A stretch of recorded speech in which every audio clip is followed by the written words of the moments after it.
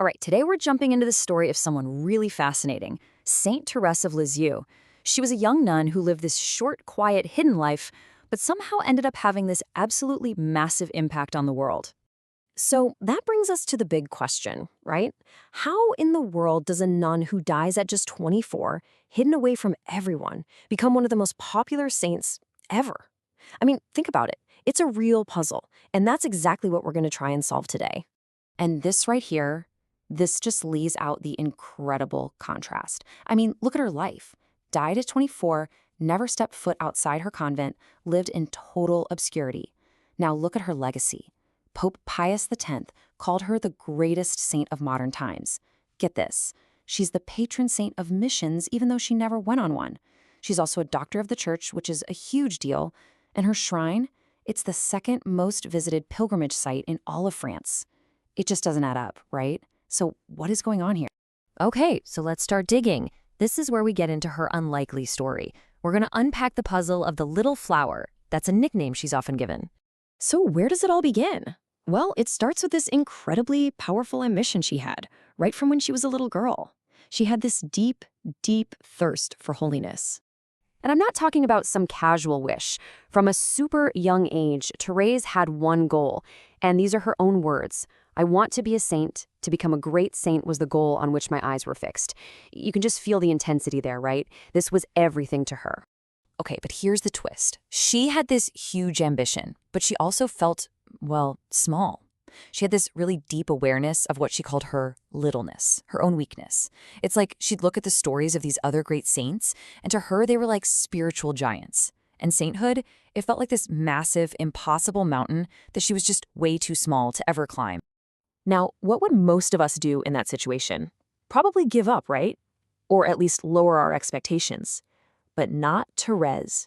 Nope. Instead, this whole crisis led her to something totally revolutionary. Which brings us to her biggest idea, discovering the little way. And this quote, it just nails her big breakthrough moment. She's looking at this impossible mountain, and she writes, I want to seek out a means of going to heaven by a little way, a way that is very straight, very short, and totally new. You know, she basically said, I'm not going to climb this thing. I'm going to find an elevator to the top. So what is this little way she's talking about? Well, at its core, it's pretty simple. It's all about doing the ordinary, everyday stuff, the boring stuff even, with extraordinary love. So forget about grand, heroic acts. It's about finding God in the tiny moments, and it's about trusting completely in God's mercy instead of relying on your own strength to get you there. And what's so cool is how practical she made it. She basically breaks it down into 3 steps. First, embrace your littleness. Like, it's okay that you have weaknesses. Don't beat yourself up about it, just own it. Second, offer up every small sacrifice. This could be anything, turning your chores, dealing with an annoying person, or just a simple act of kindness and turning it into a little gift of love. And the third step? Trust like a child. Just rely completely on God's love and mercy, kind of like how a little kid trusts their parents instead of trying to earn your way to heaven.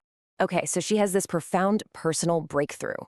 But remember, she's hidden away in a convent. So how did any of this get out into the world? Well, that leads us right into the next part of the puzzle, a soul's hidden story, and how a secret diary changed everything. Yeah, so when Thérèse died from tuberculosis at only 24, these world-changing ideas were basically a secret. Seriously, almost nobody outside her tiny little convent had any clue who she was or what she'd figured out. But there was a catch. Before she died, her superiors told her she had to write down her memories.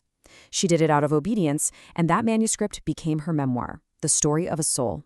It gets published just 1 year after she dies, and the reaction is explosive, just totally off the charts. It's written in this simple, really personal way, and her little way just resonated with millions of people. It got translated into tons of languages and became one of the biggest spiritual books of the entire 20th century. It just took off like a rocket.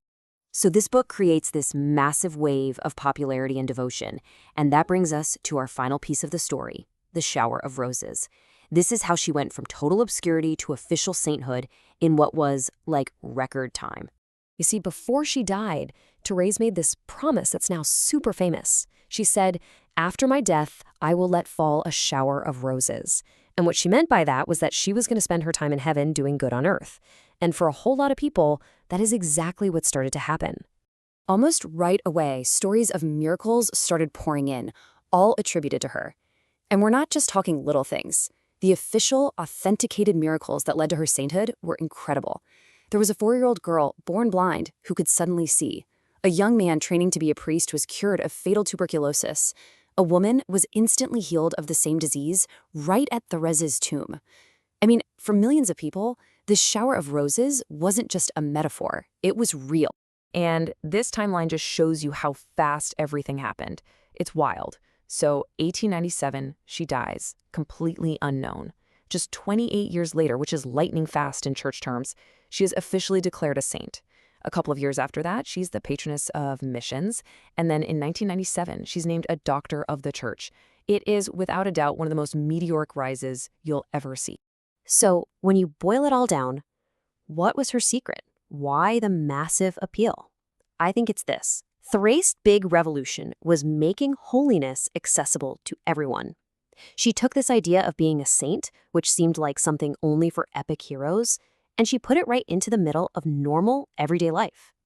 She basically said, hey, you don't have to do something huge to be holy. You just have to do the small things with a huge amount of love. And that really leaves us with something to think about, doesn't it? Her whole story poses this amazing question for our own lives. What if the biggest impact we're ever going to make isn't through some huge, grand gesture, but through all the tiny, seemingly insignificant things we do every single day, as long as we do them with great love?